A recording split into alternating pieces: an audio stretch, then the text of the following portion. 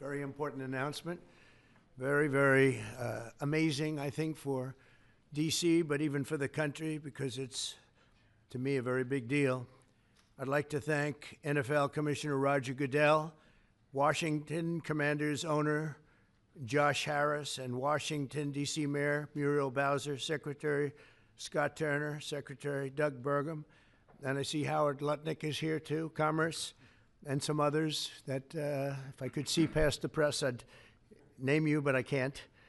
I'm pleased to reveal that the 2027 NFL Draft, that's a big thing, will be held right here in our nation's capital, Washington, D.C., on the National Mall, and you get a little glimpse of it.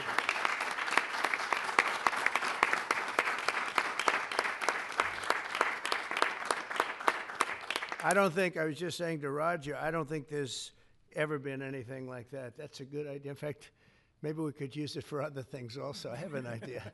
It's going to be beautiful. It's going to be something that nobody else will ever be able to duplicate that, I don't suspect. It's very exciting. Every year, hundreds of young football players have their dreams come true as the NFL teams across the land, and you just saw that last week, select the best young players in America to join their ranks. Hundreds of thousands of football fans will travel all across our country to cheer them on in person. We expect, would you say, more than 100,000 people, I think. What is the capacity would you think it can hold? Because the mall can actually hold up to 1 million people if you go all the way back. What do you think? Over 3 days, we'll be over 1 million. Oh, yeah, you're going to be. Boosting local businesses and bringing jobs and tourism to the heart of our capital. The draft is a celebration of one of our country's most cherished cultural institutions and the annual highlights for football fans everywhere. Everyone in the world is going to be watching. We look forward to welcoming people from across the nation, from all over the world. Last month, the Washington Commanders and the D.C. government also announced a major deal to build a brand new 65,000-seat football arena at the site of the RFK Stadium in Eastern Capitol Hill, and I don't think there's a better site anywhere in the world than that site. Incredibly exciting. You know, he's a friend of mine. He's a very successful guy. There's a reason for it. It's amazing. It sat there for years, and people were talking about stadiums in 25 different sites. I said, they're not talking about the best site. That's the best site there is. Bringing professional football back into the district from Maryland. And not only are these announcements great for the NFL, but they also advance the mission of making Washington, D.C. safe and clean and beautiful. And we're working very closely with the mayor, as you know, and we've made a lot of improvements in the last few months, and it's getting to look really strong. Crime is way down, and there's a good relationship we have going with Muriel. So I want to thank you very much. And would you like to say a few words? Thank you, Mr. President. The mayor, please. Thank you. Thank you. Well, I'm sorry. Well, greetings. I'm Muriel Bowser. I'm the mayor of the best city in the world and also the sports capital. And we are delighted to be here with the Washington Commanders, the NFL, and the president to talk about this very exciting announcement for Washington, D.C. We believe in investing in sports because they have helped us transform neighborhoods, and the NFL bringing this event to the nation's capital will help us fill hotel rooms, our restaurants, and Americans from all 50 states will come to their nation's capital and enjoy our beautiful city and museum. So we're just delighted to be here, and we want to thank everybody for all the hard work to get here. Thanks, Mayor. Thank you.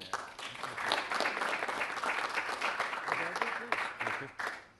Well, Mr. President, thank you. We're honored to be here in the Oval Office, and to have you announce the 2027 NFL Draft is a special treat. So thank you for your support.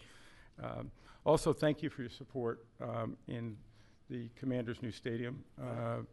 We agree it's going to be a great site. We think it's going to be great for our fans here, and it's great to come back home. And so we're very excited about that. Josh is leading the way on our behalf, and the mayor, so we thank both of them for that. We also want to thank you because in the first term, you helped us get a Canadian trade deal, which we want to make sure we note again and make sure you know. Canada does not like me too much. They gave gave a great American company a lot of money that you deserved, frankly. So. Thank you.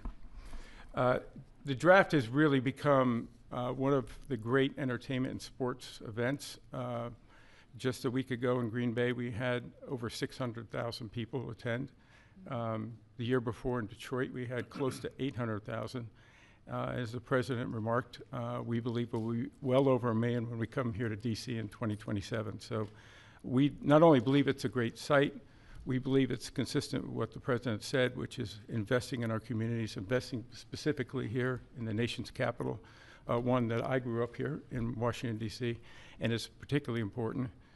We think we can have a tremendous impact on this community, and it will not just be an event, it will be something that will show the world how far the nation's capital has come and where it's going. So we're very excited about that. And we thank everybody here. We thank you for your support. We know it's going to be a great event. Mr. President, we thank you again. Thank you very much. You're welcome. Good luck with it. Yes, thank you. Thank you. Mr. President, thank you very much. We wouldn't be here without you. Thank you for your leadership in terms of the stadium, and now, what a great day for Washington. I mean, to host the NFL draft in 2027 on the Mall, I believe we'll get over 1 million people, and it's going to be an amazing day, and it'll showcase what Washington's all about, but it'll also showcase what our country's all about. Washington is the gateway city to our country, and you know, it'll be an amazing day, and we can't wait to get started. And I couldn't have done it without my partners, Roger Goodell, thank you, and Mayor Muriel Bowser. And we're ready to get to work, and I can't imagine RFK coming back. I grew up here. DC used to stop, and on Sundays, and everyone would be inside watching football, or everyone would be glued at the stadium. And so we want to bring that back. And football really is as essential to the culture of America. We all love it, we all watch it, and it brings people together. And so what a great way to celebrate the United States of America, the NFL, and the Washington Commanders. And President Trump, we leave on your desk a Trump jersey. You are the ultimate commander, so it is a Commander's jersey. There's no bird on it, but you know, we appreciate you, and thank you for everything you've done, and look forward to the future. Thank you very much. Thank you. And I have to say that Josh had a very good draft a short while ago. You have a very good quarterback. We do. A great quarterback, I think. Yeah, great. Excited about Jaden. Any questions, please, about the stadium or any of it? Yeah, please. Yes. Thank you, Thank you very much. Yes, thank you so much. About the draft, and I would like to upcome an event that it was already mentioned here, the World Cup. Although United States, the passion here is football. For the World Cup next year, how do you envision, Mr. President, this event here in the United States? It'll be fantastic. I worked very hard to get the World Cup. It was, in fact, I think I have the trophy right here, right behind you. Don't have a picture taken with Roger and that trophy, by the way. But no, they brought it in. Johnny, who's a good guy, but he brought that in. That's the actual trophy. It's interesting that you asked that. And it's made at Tiffany's, and they're leaving it here until just before the actual World Cup. Then it goes to the champion. But that's very exciting. We have the Olympics. So we have both of them. I worked very hard in getting both, and I said, you know, I'm not going to be able to be there as president. And then a strange thing happened. And it turned out I became president not for the term that I was supposed to be. I became president where we have the Olympics and the World Cup, and we have something that maybe surpasses everything, the 250th anniversary of our country. So that's going to be great. That's going to be a very big event, a year-long event. So thank you for the question. Very nice question. Yeah, please. Yes. So you've often said you want U.S. to be bigger, better, and stronger. Currently, Russia is the biggest country in the world by landmass, followed by Canada and then China. So when you say that you want to annex Canada, is it so that it would be the biggest country in the world? No, I never even thought of it that way, although I am a real estate developer at heart. I've never heard that question. Do you have to hire more security and police in order to accommodate the 1 million people coming in for the NFL draft? I think that there'll be something, and I know Roger will work it out, and Josh and all of us will work it out. It's such an honor to have that. I think it'll be great for everybody, great for our country. It'll be something very special. There's no scene like it. There's no site like it. My whole life was based on sites, locations, and as soon as I looked at that rendering, it's going to be beautiful. It's going to really be beautiful. You know, interestingly, I didn't know exactly where it's sat relative to the Capitol, but the stadium, if you go back, is right behind the Capitol, miles behind, but nevertheless visually right behind it. So it's going to be an architect's dream, whoever the architect is chosen, and the owner. It's going to be something special. I think it's going to be great for the area. Going to be, it will be top of the line. I know these people very well, and they only know about top of the line. And I would say that more will be put into the stadium than would be put into a identical stadium of a similar size. I think they're going to do a special, because of the importance of the location. I have no doubt they'll do a special job. Yeah, please. Can you explain a little bit about how you would implement tariffs on the film industry, kind of how that would work? Well, that's a different story, but our film industry has been decimated by other countries taking them out, and also by incompetence, like in Los Angeles. The governor is a grossly incompetent man. He's just allowed it to be taken away from, you know, Hollywood. Hollywood doesn't do very much of that business. They have the nice sign and everything's good, but they don't do very much. A lot of it's been taken to other countries, and a big proportion. And I'm actually going to meet with some because, you know, there's some advantages, I guess, and I'm not looking to hurt the industry. I want to help the industry. But they're given financing by other countries. They're given a lot of things, and the industry was decimated. If you look at how little is done in this country now, you know, you think we were the ones. We used to do 100, not long ago, 100%. Now we do almost like very little. It's shocking. Are you in that business too? Because he's in so many businesses. You could explain it, but it's not a good situation.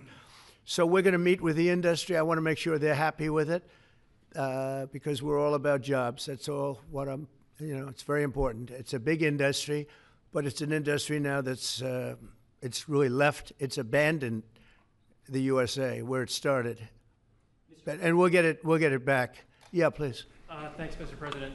First, I just want to thank you for letting us in here. I'm with Zero Hedge, and the last administration banned us on social media, so we're really grateful to be in the White House. And this is not exactly sports related, but I've been dying to ask you this question for a long time, which is that 2.5 years ago, the Nord Stream pipeline blew up. Yeah. And despite what people like John Brennan and all the hawks said, you were one person who said Russia probably did not blow up its own pipeline. Yeah, if you can believe, they said Russia blew it up, yeah. And so I'm wondering, now that you're president, if you would consider launching a formal investigation into what happened there and who actually did blow it up. Well, probably if I asked certain people, I'd be able to tell you without having to waste a lot of money on an investigation. But I think a lot of people know who blew it up. But I was the one that blew it up originally because I wouldn't let it be built. And then when Biden got in, he allowed it to be built. And it's very interesting. But I think Russia, with the price of oil right now, oil's gone down, I think we're in a good position to settle. They want to settle. Ukraine wants to settle. If I weren't president, nobody would be settling. They're losing 5,000 people a day. Think of it. Here we talk about football. They're losing 5,000 people on average a week, mostly Russian soldiers and Ukrainian soldiers, 5,000 a week, not including people that are, killed as missiles go into areas that they shouldn't be. It's a very terrible thing, and I think we've come a long way, and it could be something will happen, but hopefully it will. As you know, President Putin just announced a 3-day ceasefire, which doesn't sound like much, but it's a lot if you knew where we started from, because they were not. We had a president that for 3 years didn't speak to Putin, and it all shouldn't have happened. This is a war that should have never happened, and you're going to be very disappointed when you find out the real number of people that were killed. It's far greater, many times greater, I believe, but far greater than the numbers that you're putting out. It's a very, very deadly, horrible war. Okay? Yes, ma'am. Thank you, Mr. President.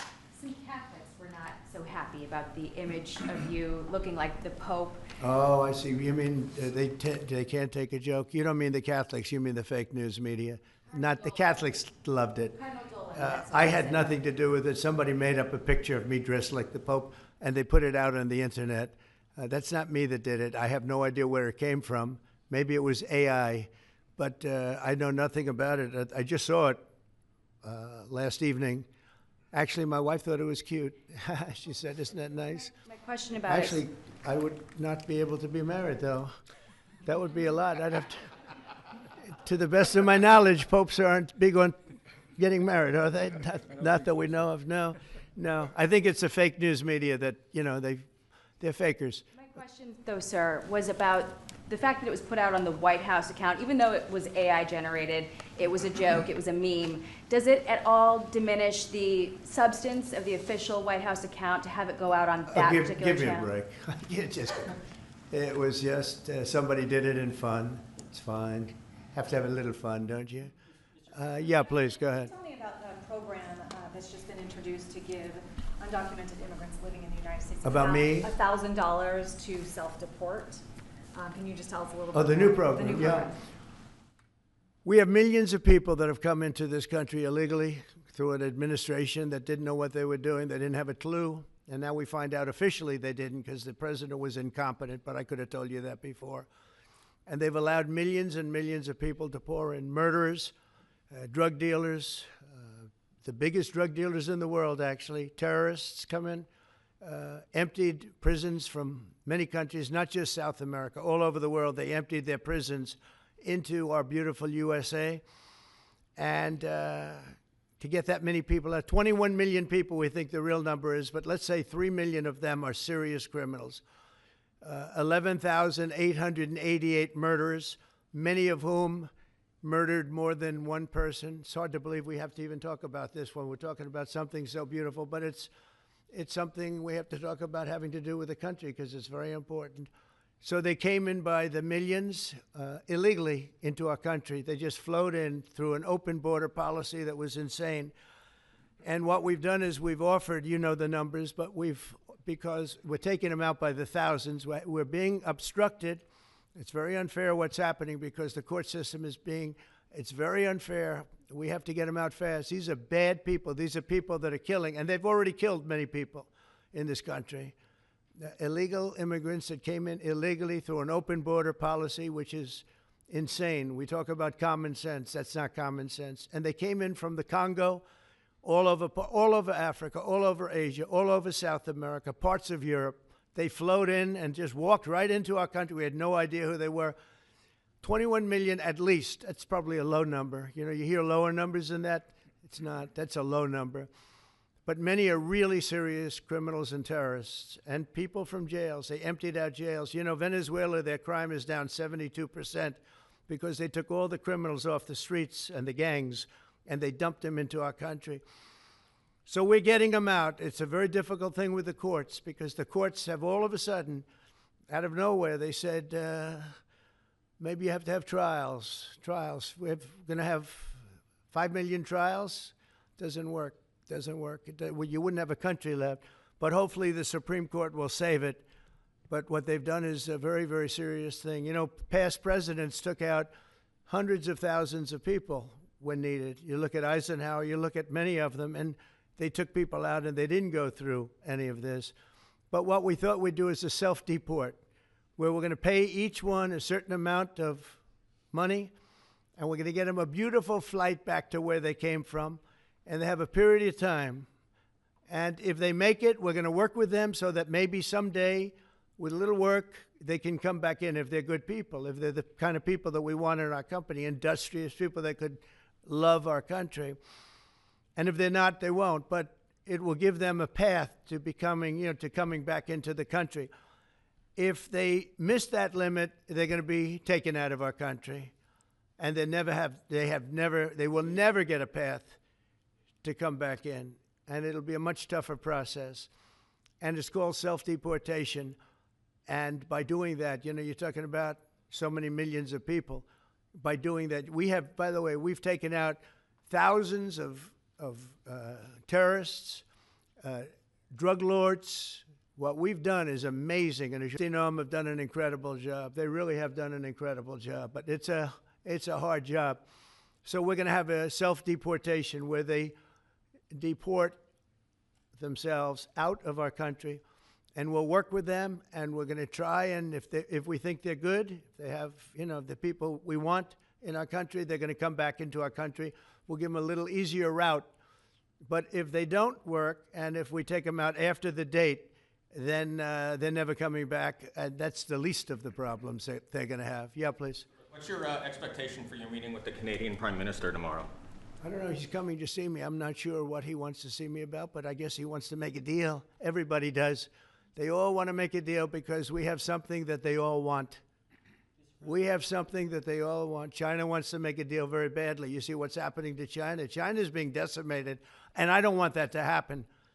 But they have to make a fair deal. We were losing hundreds of billions of dollars a year. We were losing think of it, on our trade policies with Biden. We're losing $5 billion a day. I think Josh, as a great businessman, would not let that happen too long, right? How many groups could lose $5 billion a day? If you lose $5 billion one day, that's the end of that company, right?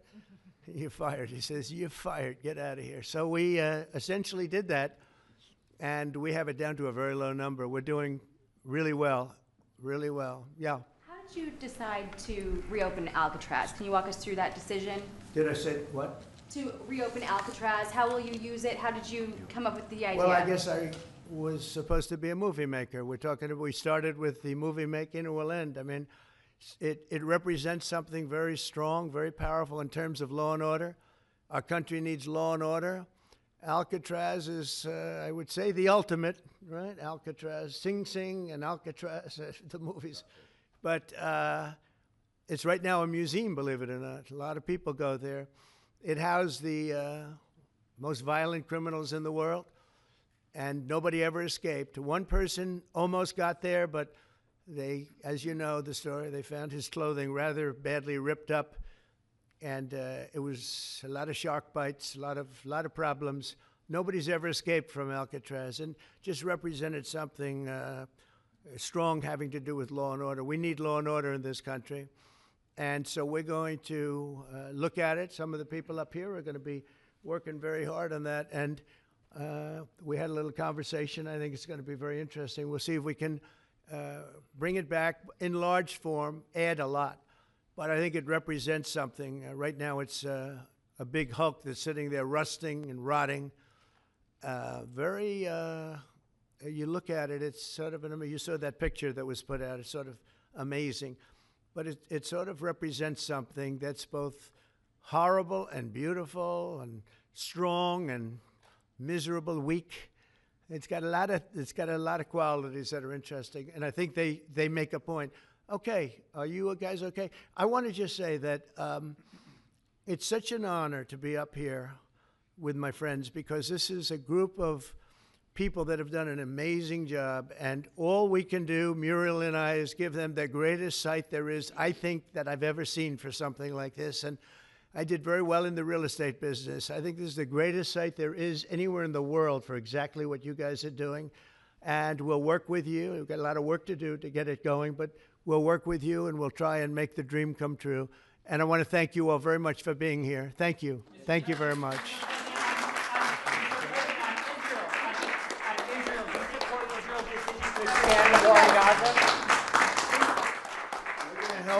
We're going to help the people of Gaza get some food. People are starving, and we're going to help them get some food.